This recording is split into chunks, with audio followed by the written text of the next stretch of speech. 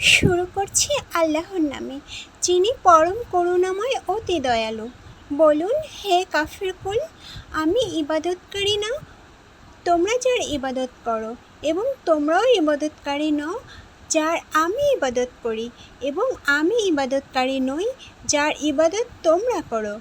তোমরা ইবাদতকারী নও যার ইবাদত আমি করি। তোমাদের কর্মফল তোমাদের জন্য এবং আমার কর্মফল আমার জন্য। আলোচ্য সূরা কাফিরুনে একাত্মবাদের শিক্ষা দেওয়া হয়েছে এবং কেবলমাত্র আল্লাহই ইবাদতের উপযুক্ত সে বিষয়টি বারবার উচ্চারিত হয়েছে।